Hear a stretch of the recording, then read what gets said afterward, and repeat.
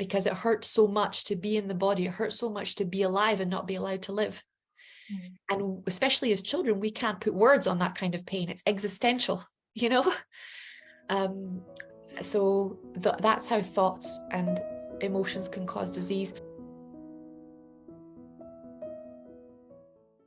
Herzlich willkommen, liebe Zuschauer. Schön, dass ihr wieder eingeschaltet habt zu diesem neuen Interview, das ich heute auf Englisch führen werde. Ich gebe mein Bestes und spreche heute mit einer Heilerin und spirituellen Lehrerin,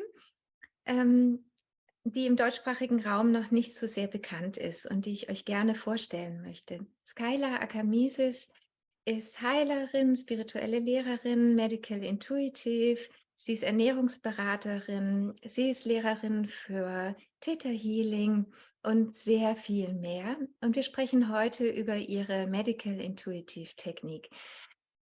Herzlich willkommen. Hi, Skylar. I'm so happy to have you here. Hi, lovely. I'm really grateful to be here. Thank you so much for using your incredible translation skills. Yeah, I will try my very best. So I would like to talk with you about your medical intuitive technique, but first of all, I would like the audience to get to know you a little bit better. Okay. Could you tell us something about what are you doing, what is your work, and for most important, what was your personal healing story? What brought you to work as a healer and a spiritual teacher? Oh, when it comes to the story, it was chronic illness when I was very young. And I remember being told when I was 10 that I had Hashimoto's and that I would be ill for the rest of my life. And I was very traditional. You know, I was a very high grade student. My parents were very into education, but losing my health and having them in the main system not be able to help had a profound effect on me.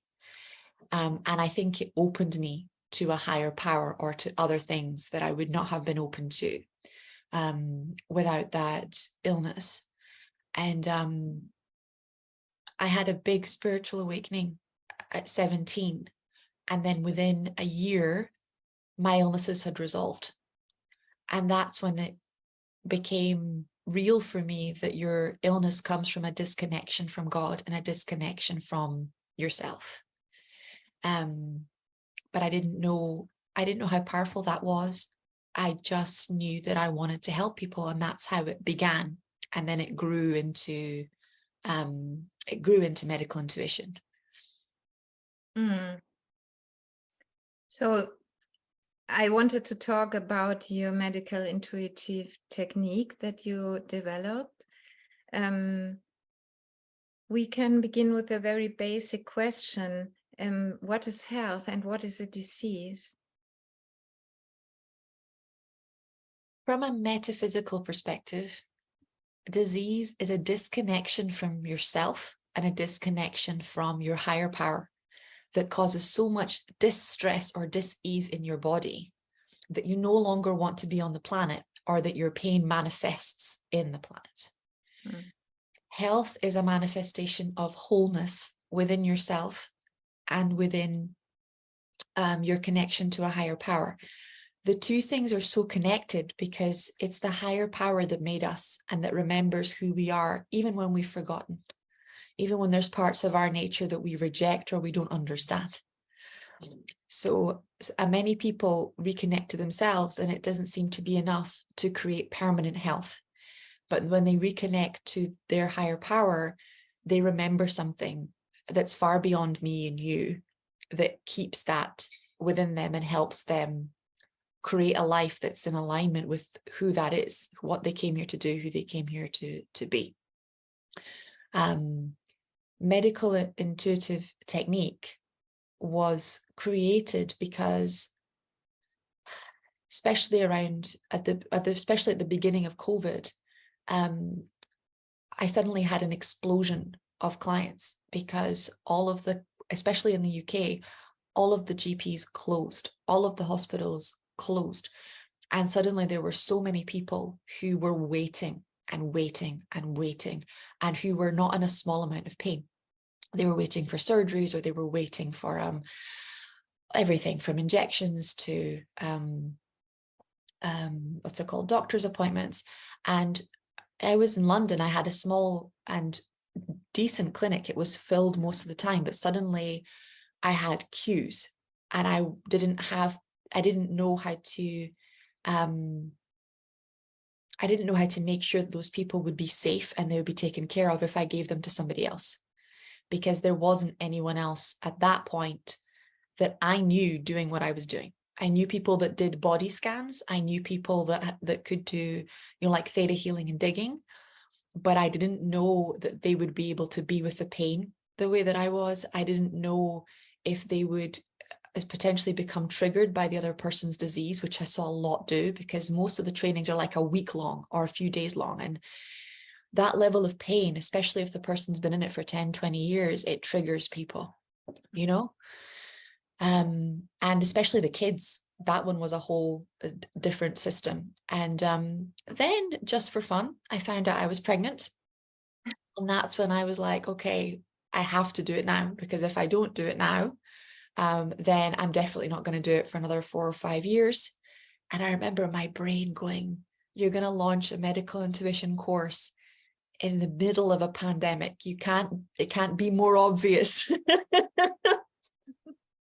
You can't and my husband, he's very into conspiracy theories. He's very into he's very protective. And here I am with the government going, you guys, people are, should be terrified of a virus. And I'm going, you can heal anything if you need to heal the body. You were 100% connected. And my husband going, oh my God.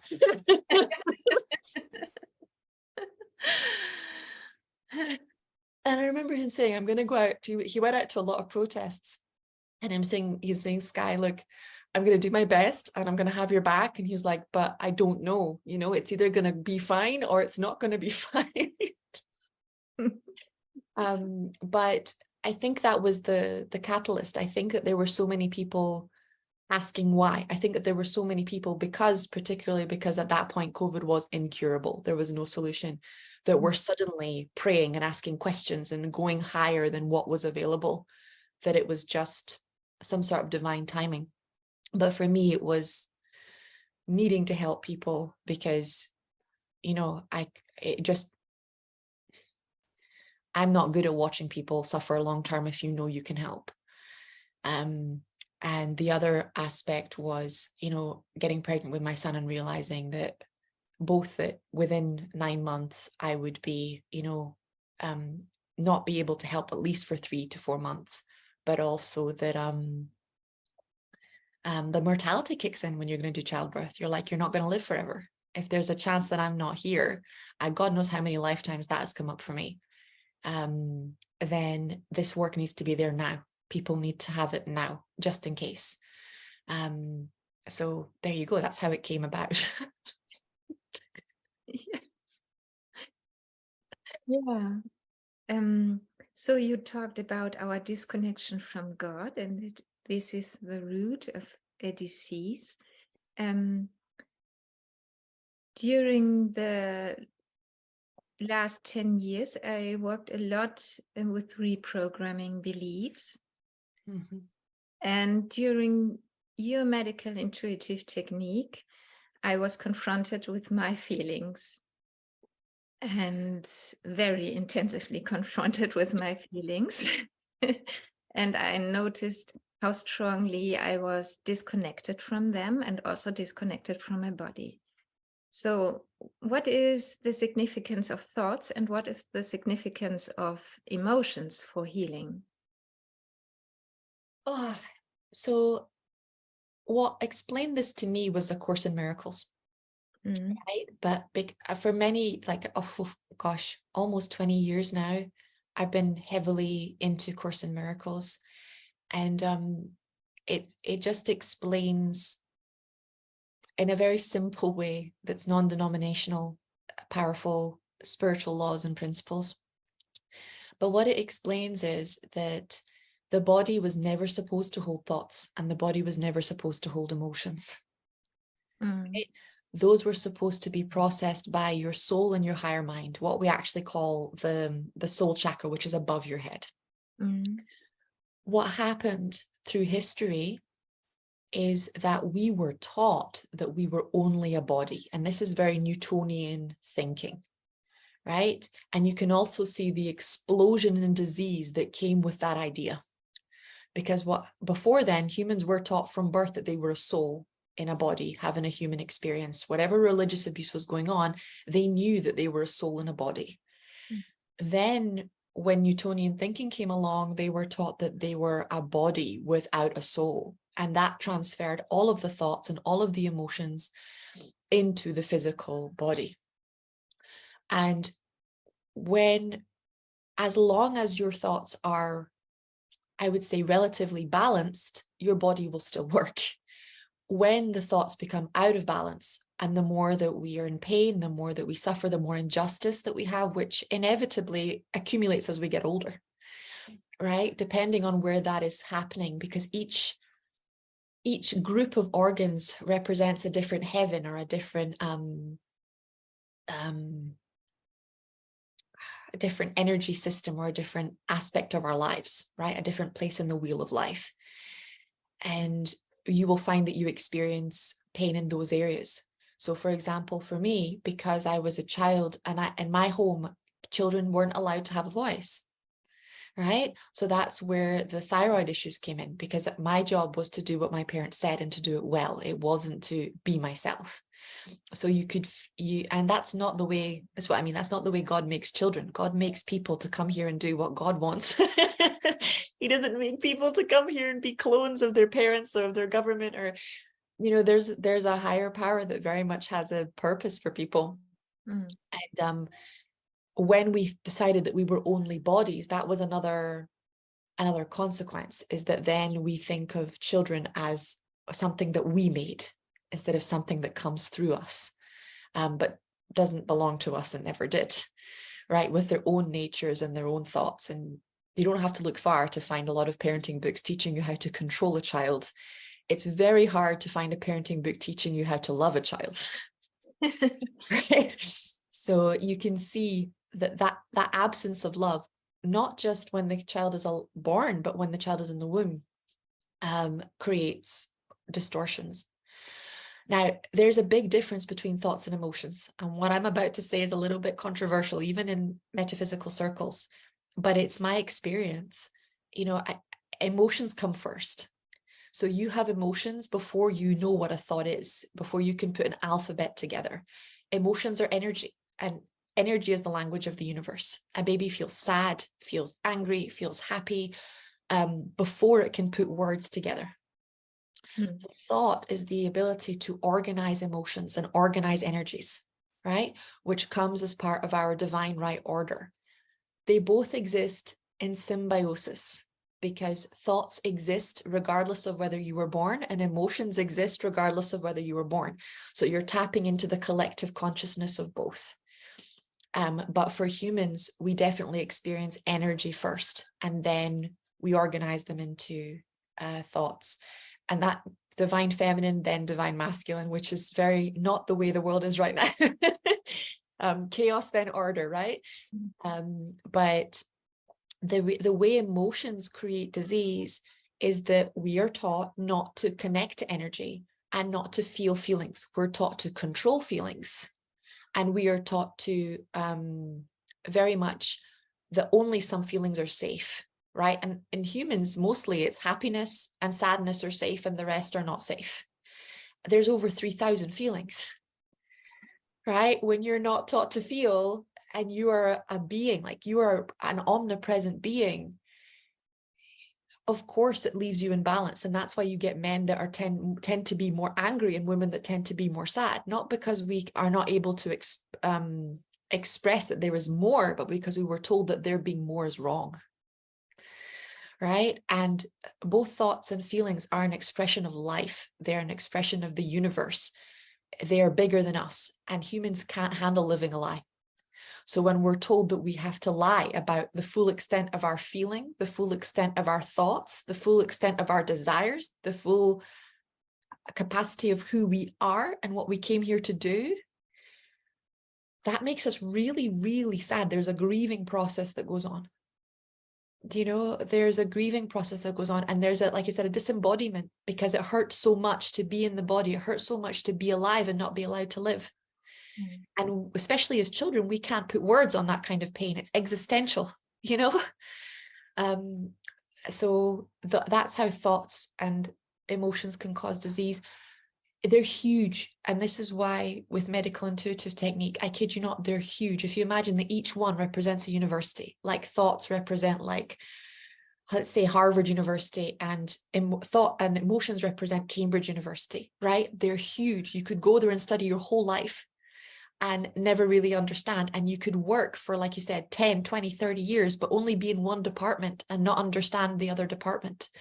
So they're huge. It's not about, them not being enough. It's just you need a higher mind to know what to use and when to use it and how much to use it to create wholeness.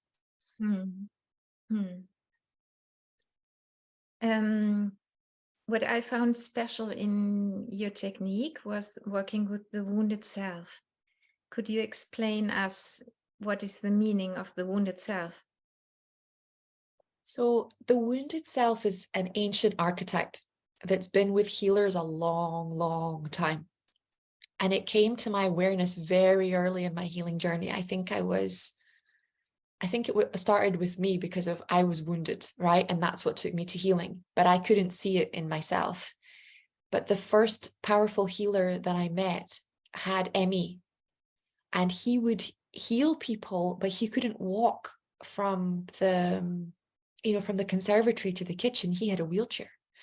And I was I was dating his son at the time. I didn't even know he was a healer until 2 years after being with his son. I didn't know healing existed, right? It's not like normal. But my then boyfriend's family, they took me to Orkney in Skye. And that's where I met other healers, all of whom were also sick. And that's when something went off, because I didn't understand the collective consciousness, but I knew that this was a pattern. And I knew that it was a pattern in very strong healers. And when I asked them, they said that it was about compassion. Like, unless they understood what people were going through, that they wouldn't have had the patience or the ability to sit there and be with those people for that many years. So they were definitely mastering a virtue, right? When I got into Theta, that's where I was taught that, there were beliefs around you absorbing people's emotions and things like that. But I had already had contact with faith healers and channelers that were healing people, but that were simultaneously getting sick.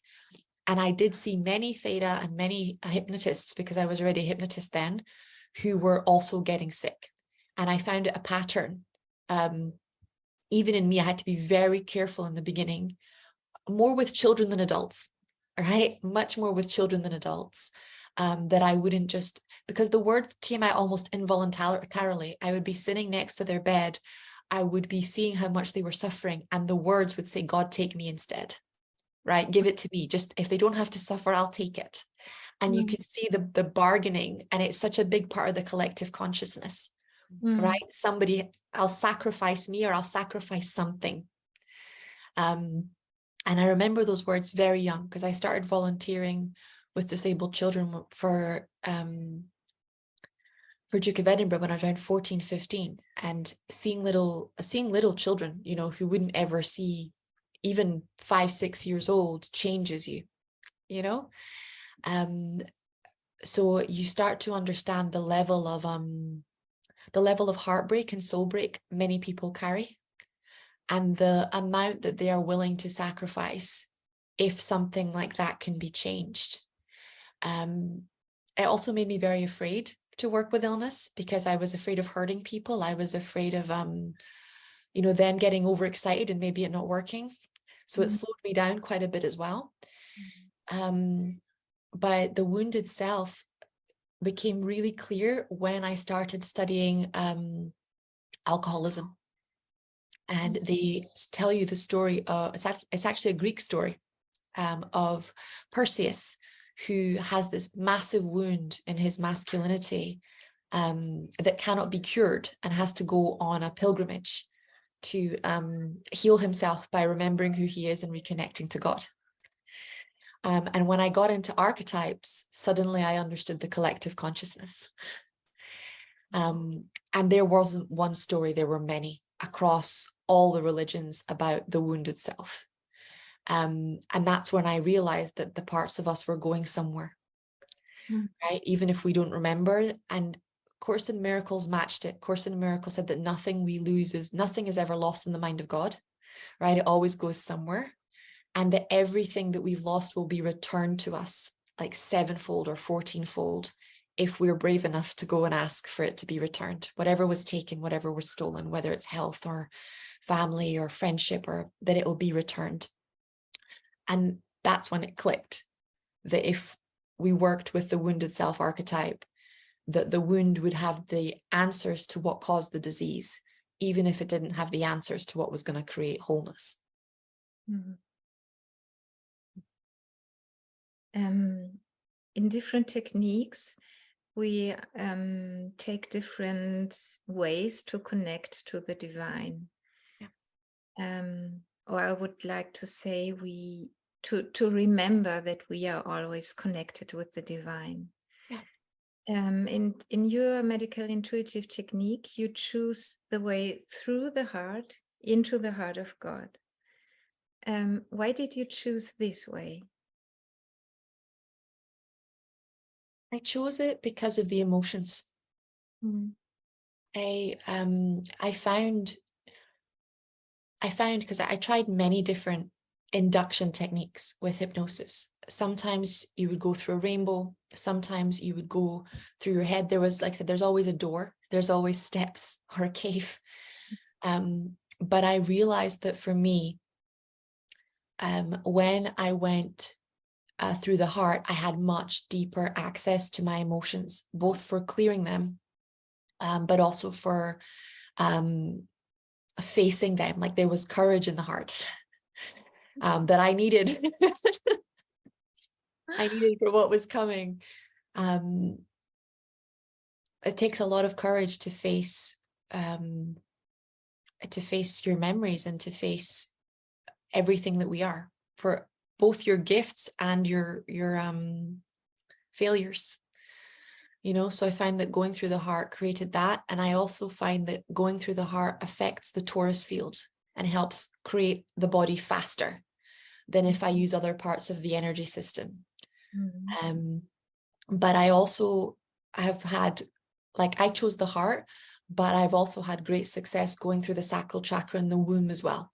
So the heart for me was what gave me the most shift in the torus field, but obviously hearts are made in the womb. So if people are more comfortable with their wombs, that will probably work too. Yeah, okay. In the heart of God, we met the wounded self, and this wounded self could be an archetype, like you talked about the wounded healer archetype. It also could be parallel life or past life. And what do you think? What is the meaning of past lives for our health? Because, and to be honest, before I made your program, I avoided looking to past lives because I felt that often it was a distraction for bringing clarity in this actual life and to current relationships, and I won't do this. So this was what I thought before I did your program. Now I experienced it different. But what significance do past lives or parallel lives have for our health? Let me break it down a little bit, and I'll tell you a bit of my own story just so you feel me, right? But when it comes to quantum physics, there is no past, there is no future. Everything is happening now. So what we think of as a past life is a trauma that our soul and our body still carries. I completely agree that many people use their past to stay in pain and to stay stuck. A lot of people don't know, not just with past lives, but with their childhood, how to move beyond the wound. And it can very much be used as a justification for, I am like this because this happened in my childhood, instead of as the ability to grow, which is why we use, the re-imprinting. It's why the wound is the beginning, not the end with us, right? But just so the others that are feeling the same as you are listening, it is not just past lives that can be used as an excuse. Anything can be used as an excuse to stay in pain, right? So don't dismiss what God brings you because you're afraid that will keep you stuck. God will never keep you stuck, right? Our stubbornness might keep us stuck. But if you're seeing another life, you're seeing it for a reason. Now, I was like you. Not only was I, like you said, I was a law degree student. I had no belief in anything like this whatsoever. And before that, I was very Christian. So this was wrong, right? As far as I was concerned, this was just wrong. But as an experience changes you. So when I had my spiritual awakening, all I could see every night when I went to sleep was the different lifetimes. And this must have kept happening for almost a year. Every day when I went to sleep was another life. And I remember my spiritual teacher back then, he had faith in a 17-year-old, he would say to me, don't get attached. Exactly, like, don't get attached. It's just clearing. And apparently Buddha went through something similar. And a lot of people that wake up go through something similar, and they call it like a lifetime review, right? But what it did for me was see just how much not finishing a life can keep that image, because to us it's a lifetime, but if you look at it energetically, it's what's a karmic meism or a samskara. It's a wheel that keeps on spinning, right? And that wheel, just like the wheel of a cinema screen that flicks pictures across the wall, is flicking pictures in your brain and in your soul and still manifesting. So what you do when you do a past life healing is you're stopping the wheels that are manifesting things that are no longer true, or no longer where you are, and getting the gifts and the lessons that will empower you in this life to be all that you can be, right? Because the idea is that that lifetime was supposed to support you. It was meant to be a stepping stone to your greatness and manifestation. And if it's not finished, if it was too painful to look at, even if there was too much power for you to understand or hold, then you won't be able to take the gifts with you, which is what's supposed to happen when we transition, when we cross over, right? We're meant to take everything we learn back to God and have it kind of like recreated like our DNA, so it can be even better next time. So that's how it can serve. The way that my first few experiences with past lives, one was with my best friend. He was born with spina bifida and his foot was completely curved. And we used to sleep on bunk beds in rooms after school. And I would have the dream of him and me being in battle together. And he fell, he got wounded, and somebody drove a cart over his foot.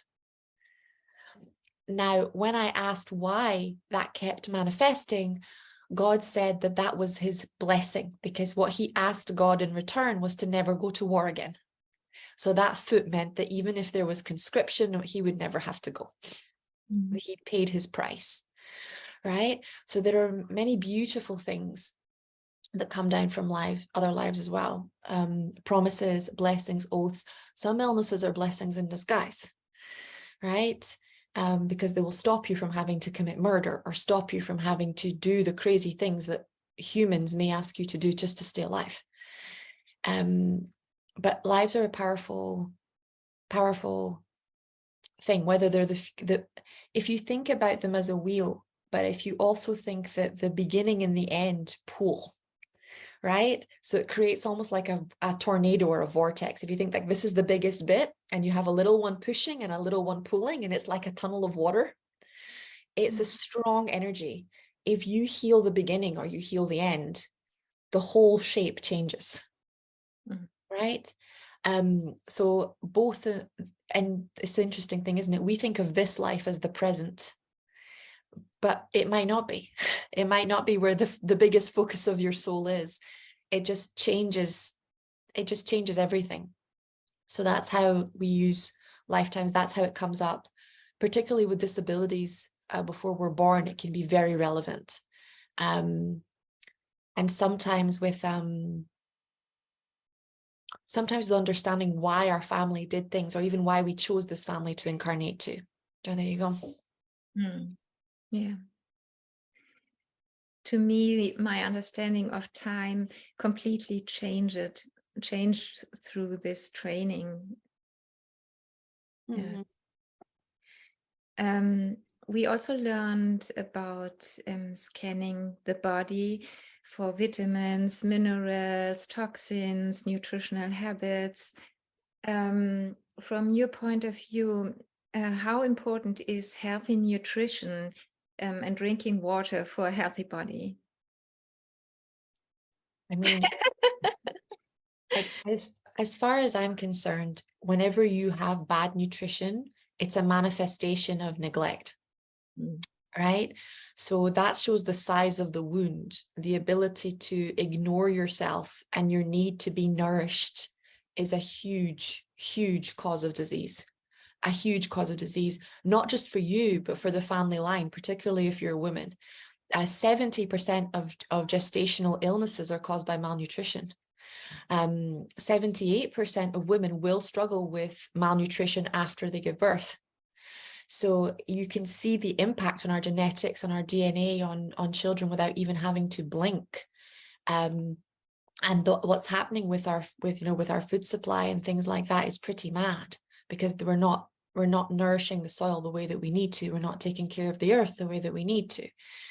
But it's a huge part of health, and by itself, I find particularly with clients that don't have a belief in a higher power, that are very much stuck in the science, it can be the only way to get them back to health quickly. You know, because God finds a way. So if you're not going through the heart and you're not going through the soul, then he'll come through the plants. He'll come through the so, you know, but it's very, very, it's a huge part of it. And I think that's another big bit of what we've forgotten, is that health, it takes us back to Course in Miracles. Health is simple, right? Good food, good sleep, good hydration, which is scary, like, especially with hydration, it's mad. Like, you can be getting the perfect nutrition, and with bad hydration, nothing will stand. You know, the body is water. There is no separation. So, you know, you will live for months on water. You will die after a couple of, weeks with maybe a couple of weeks maximum with no water. You will live for months with no food.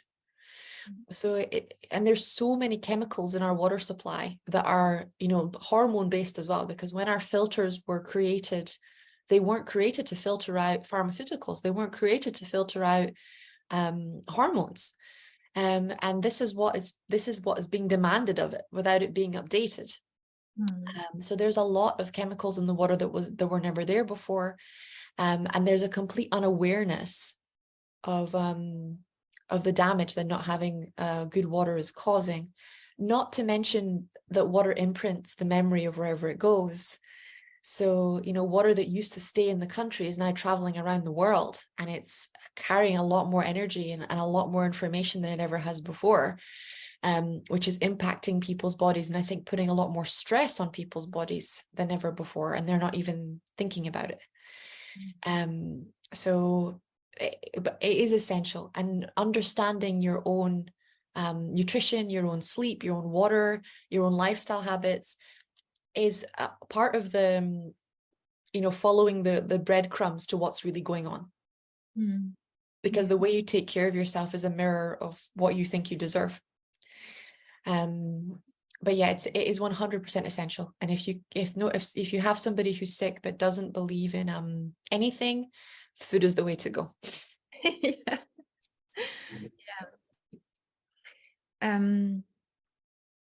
What I found very special in your training was dealing with death.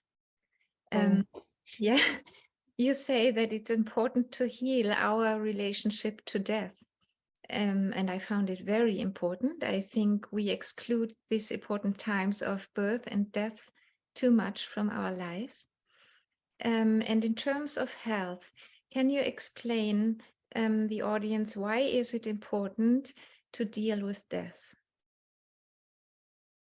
There's a few reasons. Having a good death is a very powerful thing. And this is across all cultures, whether you're looking at Norwegian culture, Indian culture, Chinese culture, particularly China, India, Brazilian shamanism. Having a bad death was one of the greatest acts of shame or dishonor, right? So it carries with it an energy that can lead us to A, choose a negative incarnation in the future, right? B, recreate that same negative death in our family line, like where there's one, cancer death, there are many others. Where there's one suicide, there are many others. Where there's one, what's it called? Like coma, there are many others. You'll find that the patterns of death run in a family because the feelings have not been felt, right? Death, from our Western perspective, has been taught to us as a punishment, right? Whenever you see death in a movie, you see somebody being killed for a crime. It's rare to see a good death nowadays where, the family is gathered around and there is, conversation and laughter and connection. I haven't seen a movie like that in a long time, right?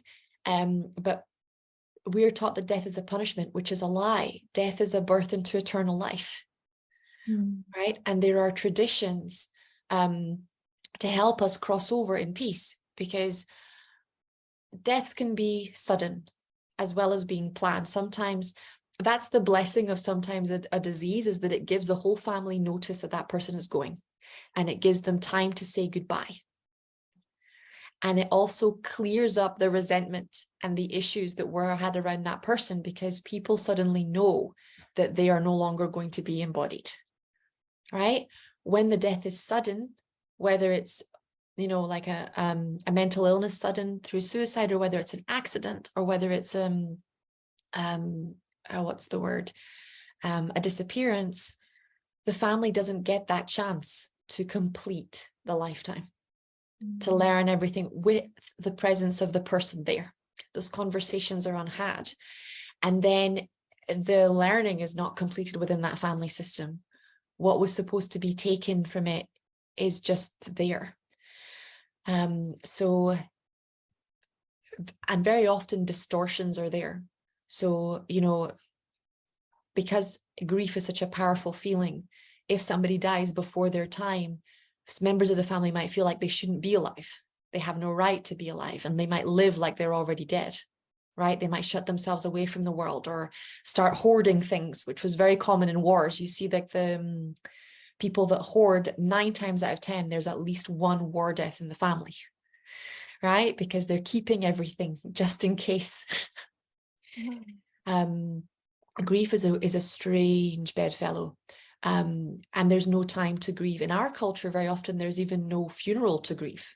You kind of get an email or something happens on the other side of the world, and it's like the person never existed, which is very damaging to the human psyche. Where I realized death was important was dealing with children who were dying, and parents or friends or family members that would not be able to have that conversation with the child or with each other, and understanding the pain that was causing, both for the person who was dying because they weren't allowed to say what they needed to say, and for the people who were staying behind, who felt like having that conversation was giving up hope. So it was quite interesting. The families that were brave enough to have those conversations were normally the ones that were able to go on and rebuild. And the ones that weren't able to have those conversations seemed to be stuck in an unending grief. And that's where I knew it had to be in there. And I knew that there had to be at least a conversation.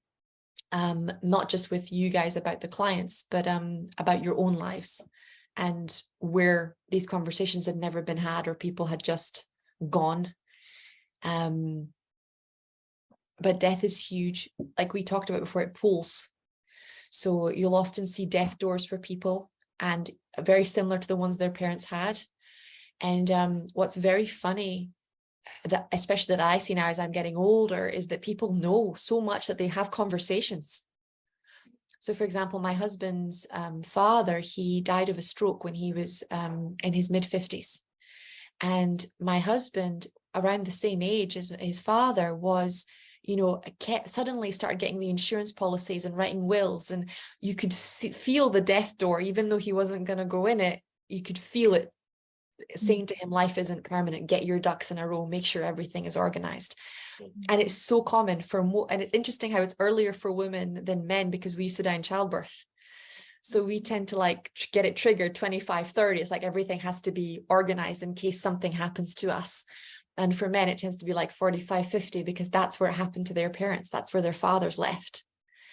But death doors are powerful things. And if they're not closed, they can be powerful enough to pull us into them or to get us to recreate them. Yeah. So time is running. There was so much more in your training. We could talk about inner child, inner parent, family constellations, so much, how to deal with trauma. Yes, but I think I will link your page under this video so that people can find you and look if they are interested in your programs. Sounds like a plan, darling. Yeah, and I would like to thank you so much for your time and for your work. And yeah, is there anything else you would like to say? What it's important to you?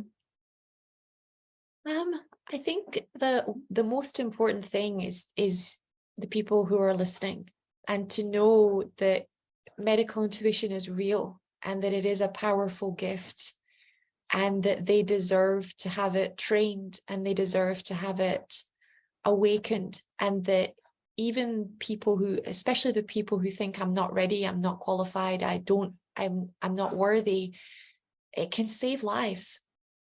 It's in you for a reason. And it's been forgotten, it's been hidden for a long time. And even when it's been brought back in a superficial way.